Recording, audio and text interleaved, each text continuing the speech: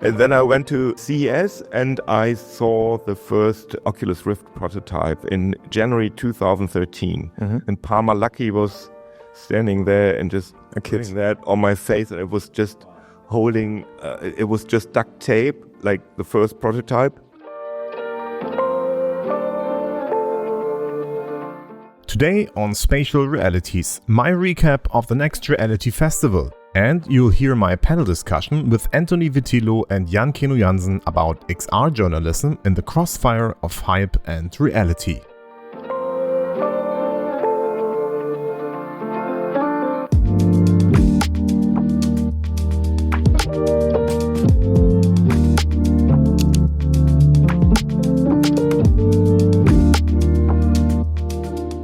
Hello and welcome to Spatial Realities, your podcast about XR, spatial computing and the metaverse.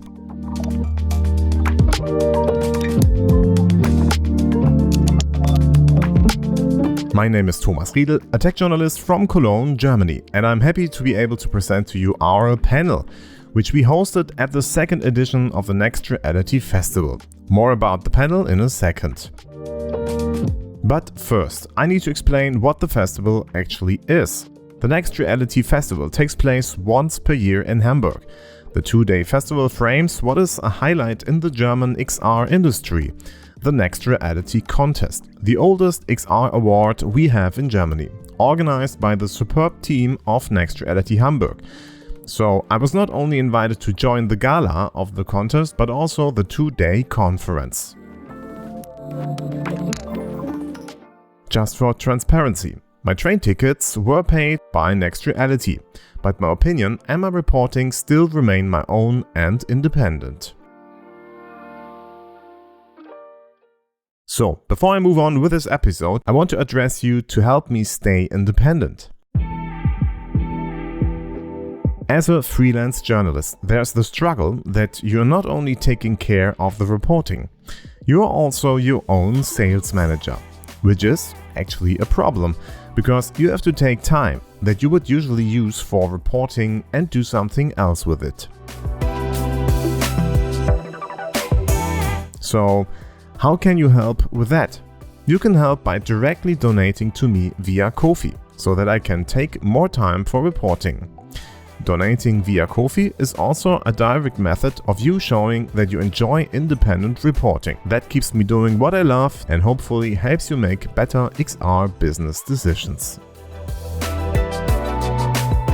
So, support me directly via Ko-fi, be it a one-time coffee or a recurring coffee flat rate throughout the year. It's up to you. And every support is appreciated. Check out the show notes for a link to my Ko-fi. Thank you very much for your support.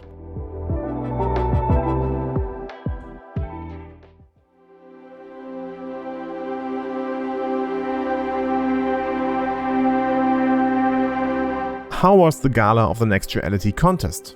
As it was my second time, last time as a member of the jury, I have a little bit of a comparison. And this time was a bit longer and, in summary, not as harmonic as the last time. And that was not the fault of the presenter. Daniela Dinnes delivered a snappy, charming and entertaining moderation on stage and was a delight. I guess the problem came from something new.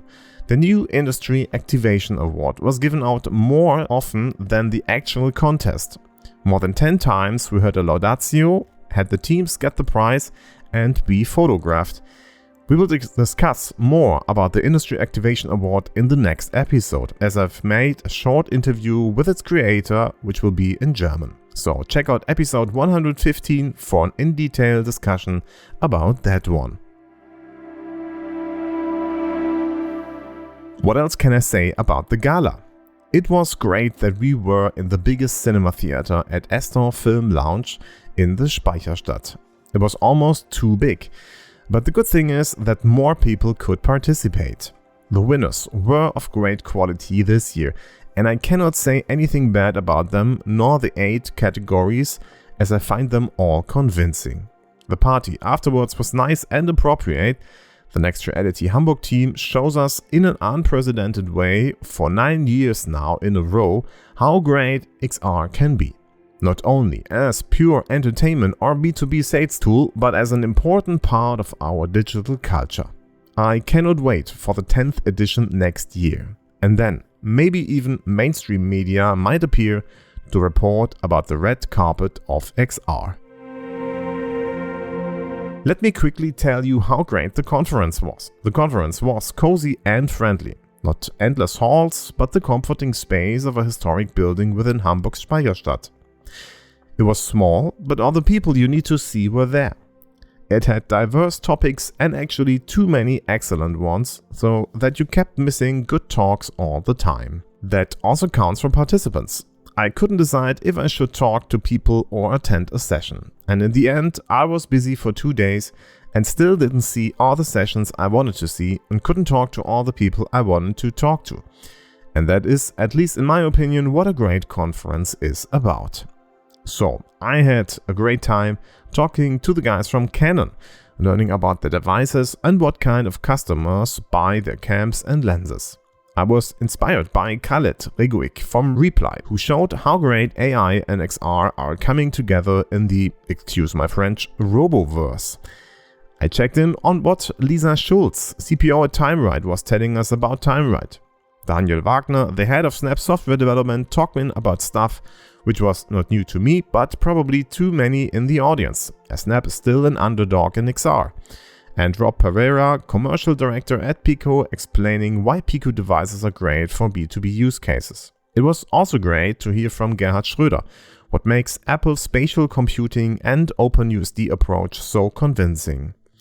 I could go on, but I stop here and just tell you the nextReality.Festival is not the biggest in numbers, but certainly one of the best concerning the quality of topics and people.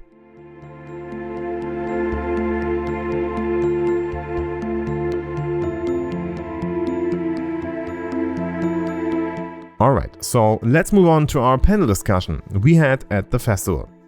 That is with Antony Vitillo, XR developer and owner of the famous blog The Ghost Holds, one of the most popular international XR bloggers, and Jan-Keno Janssen, editor at German CT magazine since 2007 and XR reporter since the early Oculus days, and since 2021 host of CT's YouTube channel 3003, one of the most successful tech journals in Germany.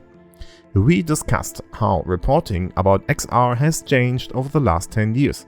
We also discussed our editorial challenges of staying independent and true to ourselves while still being part of those who believe that XR is here to stay. I think that was a great discussion. Unfortunately, and that's maybe one of the things I have to criticize of the nextReality.Festival, the audio was not very good, so the speakers and the microphones really was a hard problem, so apologize for the quality of this recording. I try to do my best with generative AI and I think it's listenable, but yeah, it's still a pretty harsh sound, so sorry for that. And here we go with our panel with the title A Look Behind the Goggles, XR Journalism in the Crossfire of Hype and Reality. Hello and welcome to Spatial Realities. This is usually how I start my podcast, but this time I can say welcome to Look Behind the Goggles, XR Journalism in the Crossfire of Hype and Reality. And yeah, it's a great topic. It put a lot of people listening to us today because we are at the nextReality.Festival right now in Hamburg. A great festival about XR. And yeah, I'm very happy that I'm not alone. With me are two great colleagues talking about me in the third person. Two other colleagues, it's Antony Vitillo, the Ghost Holds blog. Yeah, it's me. Hello, Thomas. Happy to be here with you. That was the ghost sound?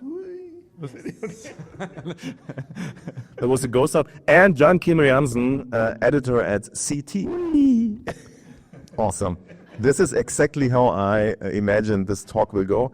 We are talking about XR journalism and try to give you, the audience, a little glimpse into our work. I think a lot of people don't know much about our work and have certain expectations, think that we have to do things and think that we should stop doing things. And my task here is a little bit to guide us through the talk and try to shed a little bit light of what we actually do. And I am pretty new to the XR industry, actually, compared to you two guys. And to be honest, I'm in this industry since 2021, when Mark Zuckerberg said that the metaverse, that the metaverse will be here in 5 to 10 years. That's, of course, a joke. Everything is here in 5 to 10 years. But it started the metaverse hype, and it was very interesting for me because it was something like, okay, this sounds like bullshit, so I have to take care about it. And the podcast exploded, and the rest is history. But the other two guys, you, Antony and Jan-Keno, you are way longer in the industry, and this is why it's very interesting to have you here, because you can tell us a little bit about how it was back then. Starting with you, Antony, why did you start blogging at the first place? Well, I started with VR actually 2014. It was also because Mark Zuckerberg, but because it was when Facebook acquired Oculus. So thank you, Mark, for making us join VR, all of us probably. Thank you, Mark. Yes. Probably you started before. But apart from that, it's I actually in the beginning was just making my development job.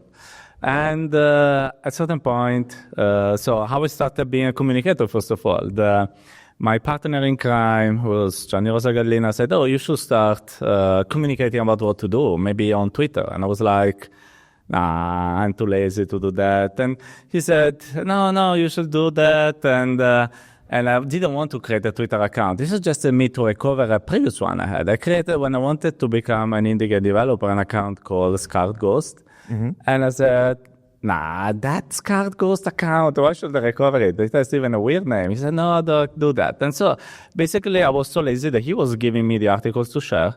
So we're sharing the same things, but I was getting like double his followers for I don't know what reasons. And so people started to enjoy, let's say, reading what I was writing. And that was weird. Weird thing number one. And a couple of years later, always with the same people, we went to an accelerator for our startup. We had a startup about full body VR. And the marketing mentor suggested, we asked him, how can we promote our startup? He said, oh, you said VR is a new field. There is no recognized mentor. And, look like Yoda in Star Wars, so you must become the mentor. And I said, okay. And so after a couple of days, I used like WordPress.com, without paying anything, and one day creating the blog. And again, I was thinking, okay, no one is going to read what I'm writing, not even my mother, because she's not into tech. And again, weird thing number two, people started reading what I was writing. And I was like, okay, this was not expected. And so I started to, interact with the community, to have pleasure in informing the community about it. And 9 years later, I'm still here. So this is my start story. Yeah. And did you, how many readers do you have? Can you tell something about it right now? Well, I'm not looking much into the statistics of the blog itself, because it's also depends a lot on the article that I write and on the period, because one thing maybe we will talk about later is that lately with GPTs and the new Google algorithm, etc., a lot of views of organic search have gone down. But I can tell you, like on social media where I share all my posts, I have around 30K followers. So let's say some fans, some friends that are there and with which I interact with what I write. And you have a great newsletter I read every time. It's a complete summary of what happened in the last week. And every Monday you send it out.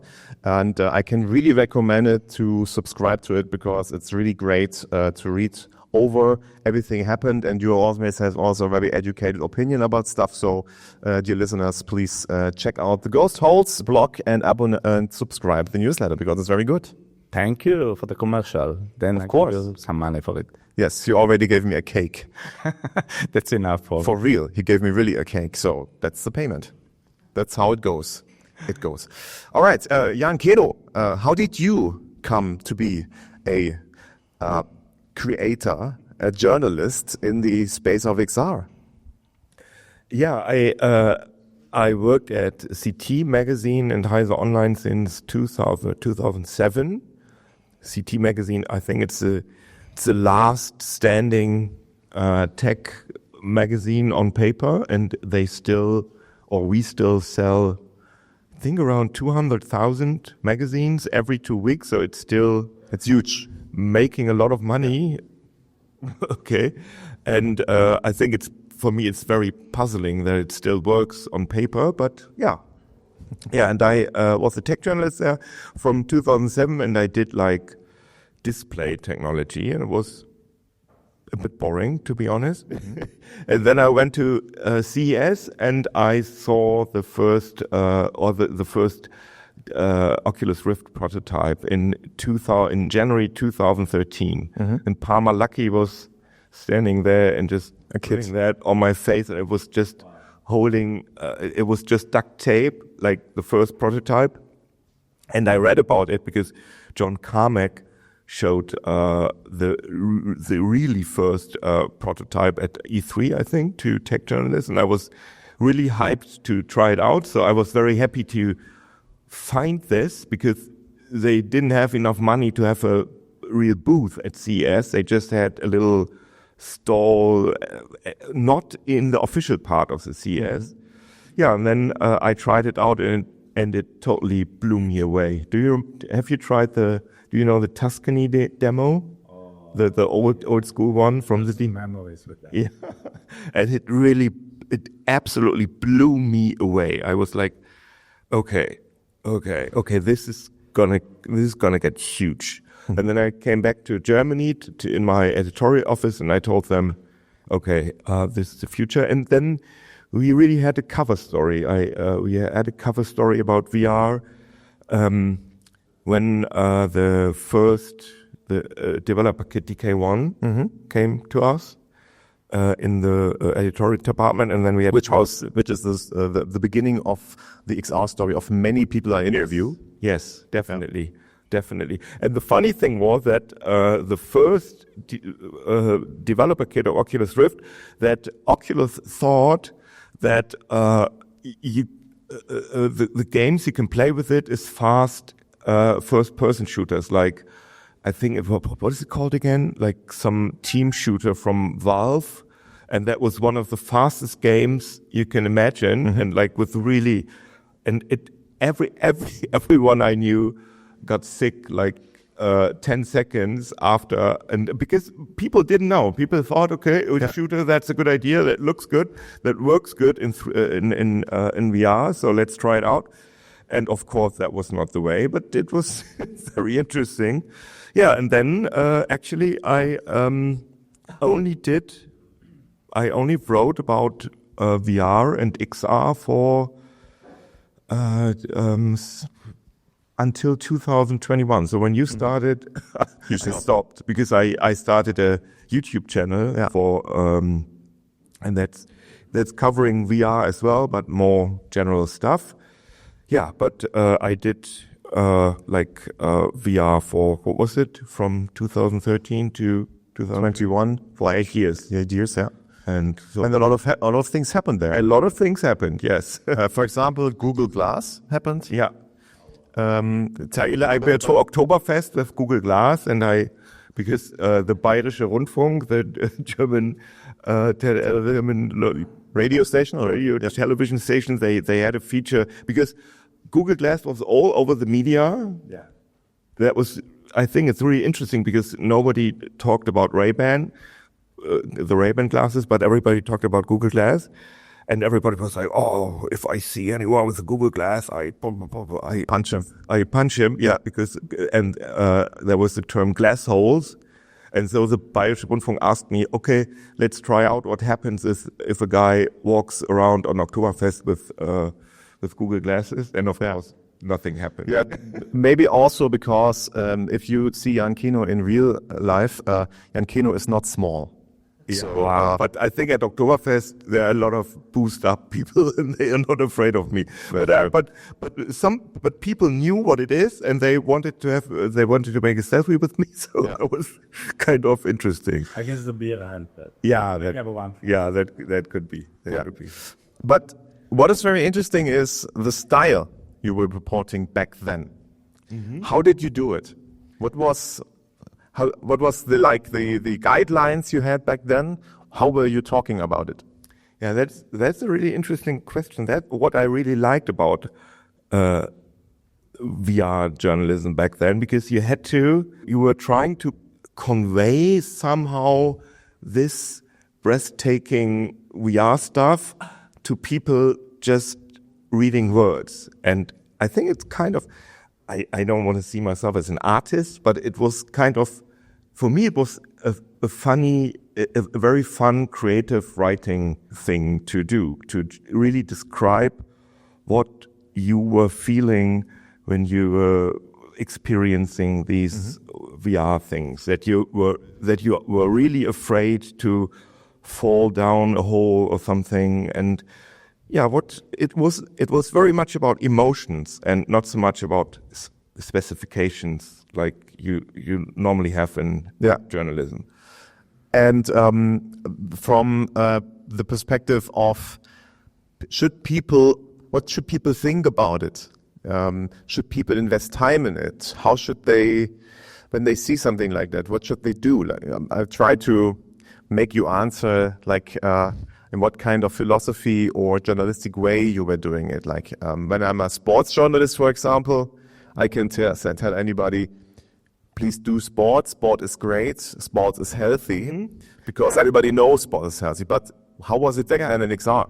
Yeah, it was a bit like this. I tried to convince people that this is great because, of course, you all know that people are reluctant still today to try out VR because they think perhaps they feel unwell and perhaps it messes up their hair or something.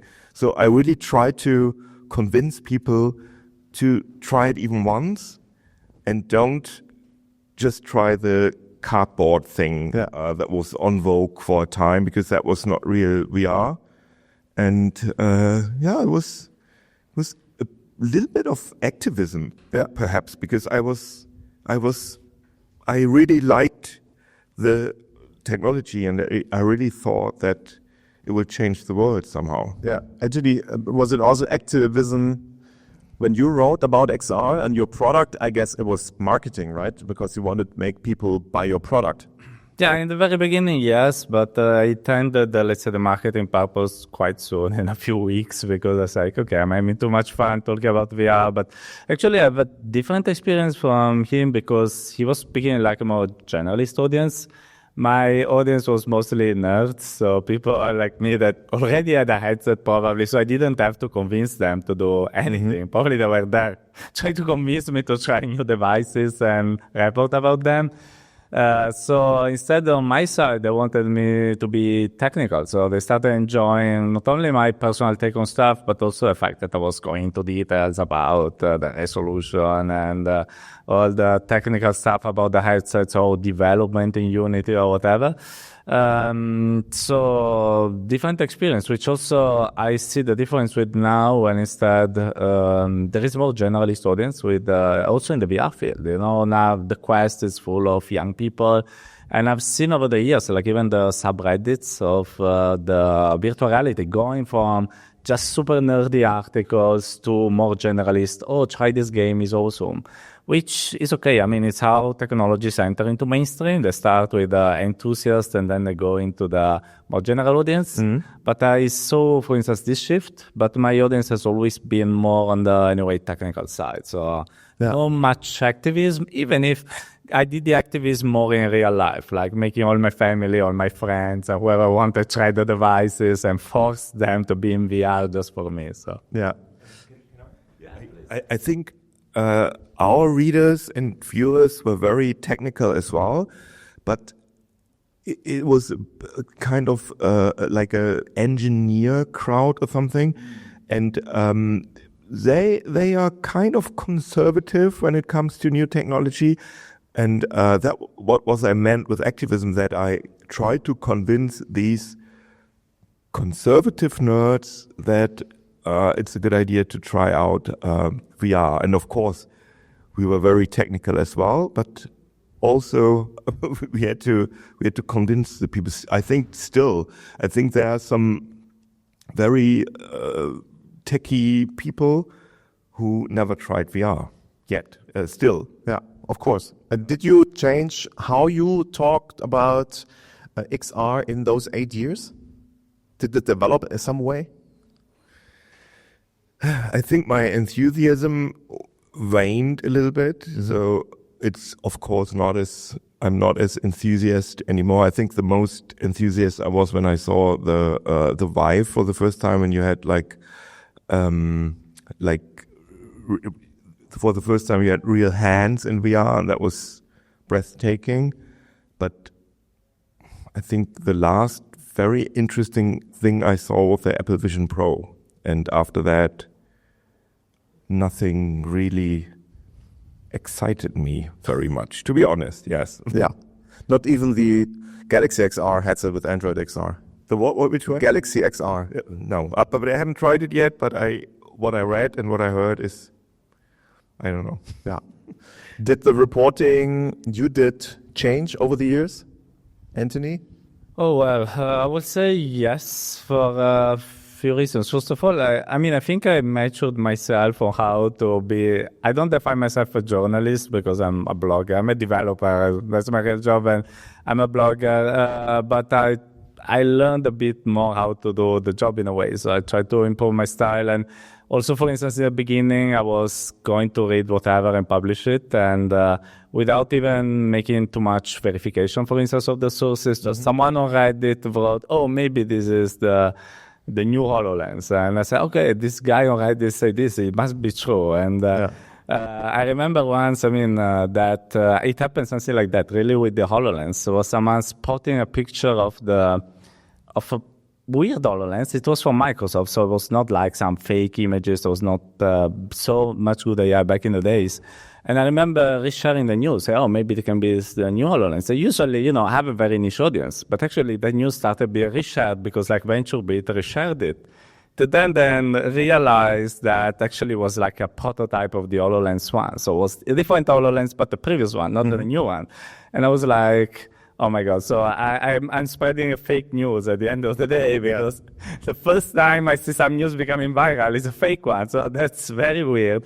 And so with this kind of mistakes, I started to learn how to be more careful. For instance, when I share something, especially about like a big brand, so that has the viral potential, also try to listen to the people that tell me, I don't know, maybe you write too much text, try to write a summary somewhere of what you've written, because I can write very big wall of text. Yes, you do. Yes. And people start to do it. Yeah. I still do it. I still enjoy it. But maybe sometimes I make a little summary in the beginning, like, okay, if you don't want to do that, or I make some interviews in the beginning was just written. Now there is also the video. So if people don't like reading, they like watching, I put the video. So it's more like adapting to the feedback, try to make things more readable in a way, and trying to improve also in my style of journalism. Did you develop any rules for yourself, how you handle certain things? Well, the only rules, let's say, I have is that what I think is that I'm serving my audience in a way. So I have a relationship with the people that read me, and it's about informing them. And that's the thing that is a paramount importance for me. So I want to be true with them. I want to be myself. I want to express my real opinions. Even I did some paid articles, not many, but I always said to the companies paying me, it happened to have a collaboration with NVIDIA. I said, okay, I love collaborating with you. You're a big company, but I want to express my real opinion. If you want something by yourself, go to someone else. Mm-hmm. And for me, this is the most important thing. And this is what also people, let's say, recognize for me, because they know that if I write something, it's because I think about it. There are still some people that are not sure, because since they're used to, let's say, people not always saying the exact truth online, it happens sometimes that I meet some friend in real life and say, oh, I don't know, the Apple Vision Pro, you wrote that, but what's the truth? So tell me now that in private. And I said, what I've written is the truth. No, the real truth. No, what I've written. So it's having this weird situation, but, most people trust me. So these are few but important rules. Yeah, I guess when they met you once in real life, they will understand that you are that guy actually who writes like that. So I find meeting you the first time yesterday, I see the guy who's writing the text is actually you. So I think it works. Jan-Keno, are there any rules at CT about how to write about tech? I think not like no real written rules, but I think as a journalist you have your own rules. And for me, of course, it's very, very important to always know that the readers are my audience and not the PR representatives. And I see that sometimes the tech journalists who are very embedded in a specific bubble, that they get very friendly with the PR reps, and I have the impression that they always have the PR people in mind when they write something. Oh, I don't want them to be sad and stuff. And I think it's really important to always know that the companies are not your audience and they're not your friends, but the people, the readers and the viewers are your audience. And I think that's very, very important. Can I ask a question? Have you ever made some PR angry with your article? I'm not very proud of it, but people tried to call me beforehand. I published something and they cried, and it was, I'm not a doctor or something. I don't want to say it's a hard job or something, but I think these situations, of course, are challenges. They're challenges. And of course, you always try to be always fair with stuff you're writing, and you have to be very thorough, because it's, of course, dangerous when you write something that's wrong. But I think when you have a big audience, I think there are things happening when you do something. And I think the same happens to you. I think when you write that a particular headset is very, very bad, for example, we have consequences. Yeah. You have been at the Meta Connect this year, which is an interesting story. You told me you paid the trip by yourself, but you, of course, have been invited by Meta, and you were actually not satisfied by the new Meta Ray-Ban display.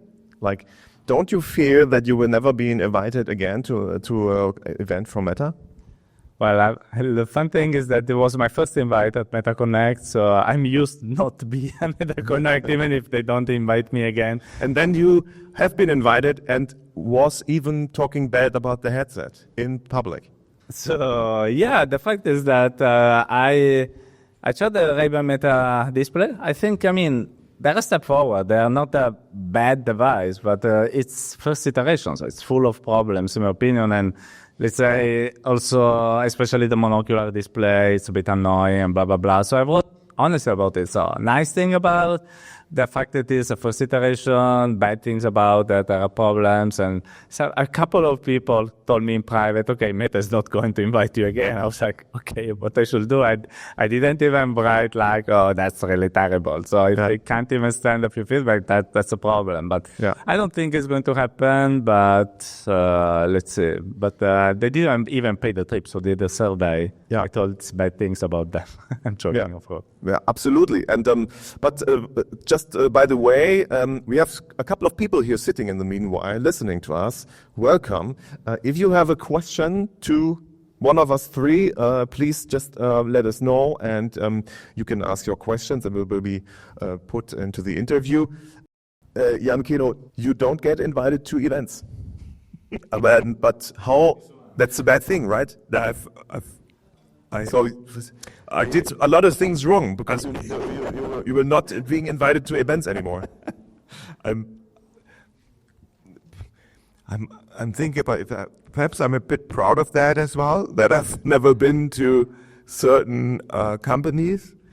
But I think it's a big problem in tech right now, that there are some companies, the biggest companies, and they start to put pressure on journalists just by ignoring it, just by ghosting them.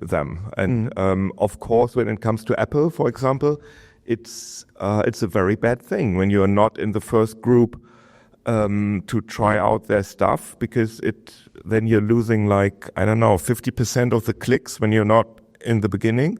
but that's a price you pay for realness. And I think it used to be that companies were really fair about that they just gave us the review samples or something, and then they did not do anything if we asked you to end names or something. They tried to talk about it perhaps, but they never gave us the feeling that bad stuff happens when we don't like their stuff. And now there are certain companies, like big companies, and they are trying to do this tough love thing, and you definitely know that they don't like you anymore when you write something negative or when you say something negative about their product. Yeah, and that's a little bit of a problem because, of course, we are not sitting here because we're just general tech reporters or something and just doing our job like 9 to 5. We're sitting here because we enjoy actually what we do. We are passionate about it. We are convinced that XR is a technology which has a future, which will not go away. And we can see that every day, mostly nowadays in B2B stuff, which is very useful. Yeah, you would think that the companies would really love us because we are enthusiasts and they are really passionate about this stuff. But my impression is that a lot of companies, that they like people who are not very much into the tech, so they are not able to criticize it. So they just, I have that thing and it looks good, it looks shiny. And they want this kind of journalism. Yeah. And they don't want this enthusiast doing things. I was talking, I was like, there used to be like small VR outlets like VR Nerds and the one from Frankfurt. Mixed? Yes, Mixed, yes. Sorry, I forgot the name. And they were not invited to a lot of things. And I was like, why are the companies doing that? Don't they see that these are the real enthusiasts? Yeah. Now, to round this up, people already looking on the watch here who are managing the stage. One last comment about how we proceed. How do we continue with that? Because I think the pressure will get higher. We know Trump has put in pressure on the EU based on what big tech is actually doing. He gets golden presents, doing pressure on the EU because of the regulations, and we have to cope with something. And how do we keep going on with our jobs when the pressure gets higher and higher? I mean, there are voices even from the industry approaching me, telling me, Thomas, I don't know, but how should I invite you still when you are critic about big tech? And I think transparency is the most important thing, that we tell our audience, look at this is happening to me, and just, if you read something, if you read a review of something like 2 weeks before it is in stores, then please think about it, what the relationship from the reviewer to the company might be. Just be aware of these things. And I think this is very important. Antony, what do you think? Well, I think that in general, as I said, the people we serve are the people. So it's okay to be, of course, kind to also company, in the sense that you don't need to insult them or whatever, but that you do also with normal people. You don't just say fuck you to when you meet, you know? Yeah.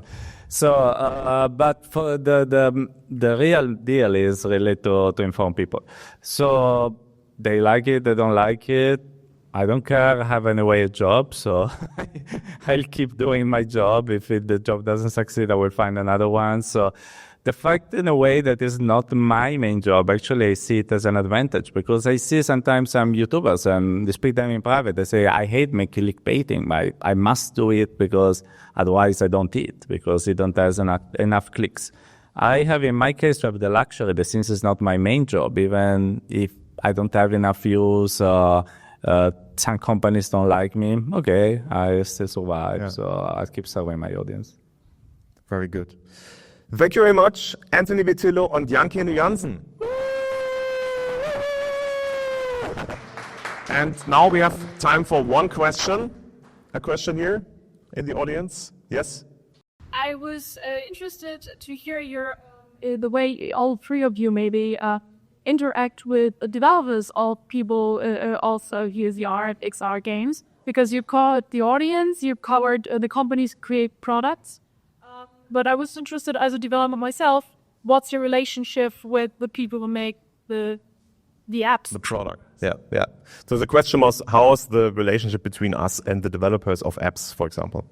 Oh, that's a great question. A great point, because, for instance, I had a recent interview with Ben Lang for Auto2VR. I was speaking about him, for instance, how he selects the game to talk about, because I get dozens of pitches every week. And the thing is, we all want the developers to succeed. I'm a developer myself. When I'm a journalist, I'm publishing the reviews. When I'm a developer, I'm sending the press releases to the journalists. So I know it's hard. I know especially when all the main magazines have died, with the exception of Auto2VR and Upload VR, because Mixed, VR Focus, VR Scout, all gone away. It's very easy, very difficult to get visibility. So on one side, you want them to succeed, and usually you are a bit kinder with indie developers than with like Meta, because you know how just maybe the saying one bad review about the game is going to kill the whole studio, and maybe they're just people that are starting. So sometimes it happens, for instance, that they send you something, you know it's bad. For instance, you say it's bad, don't send me again when it gets improved. And so you don't want to publish something bad about them if there is no explicit reason. So usually you start a relationship with them, they keep sending you stuff until maybe it's good. Sometimes you just give feedback. And then when it's time that is, let's say, at least good enough for a review, then you write an honest review like all the other honest reviews that you write. But I think there is a bit more, let's say, intimate relationship in the sense that it's more human than a PR of Meta that is like a robot in the end of the day. But the good thing is that every VR journalist I spoke with, they all want indie developers to succeed. Even more than, let's say, the big studios. We all root for you, but it's difficult for you, let's say, to make content and to make a lot of marketing. So this is my point of view, at least, on the topic. It's the same with me, so I have nothing to add. Jan-Keno? Yeah, same with me. I can say that I made some really profound friendships from the early wave of developers, because it was such a tight-knit group when VR started that everybody knew each other, and that was kind of beautiful. Yeah, I can even suggest it's really good to have a personal approach. Because at the end, we are persons who are also interested in relationships and not just we're no robots just digesting information you send to me. So if you just send me a PDF with neutral information, how great your app is, I'm not interested. I'm really more like, hey, I made this app. Do you care to try it out? It would be great. Thank you for your time. And then that's the best way to do this, that's the way to go. And meet people in real life also. So it's really clever to go to events and speak to us and speak to a lot of people and get feedback. And that's a very good thing. All right. Any other questions? Please ask us after this talk. Thank you very much again. And you can listen to this because we recorded it on spatialrealities.de, and there will also be more information about this conference. So please check out spatialrealities.de. Thank you very much.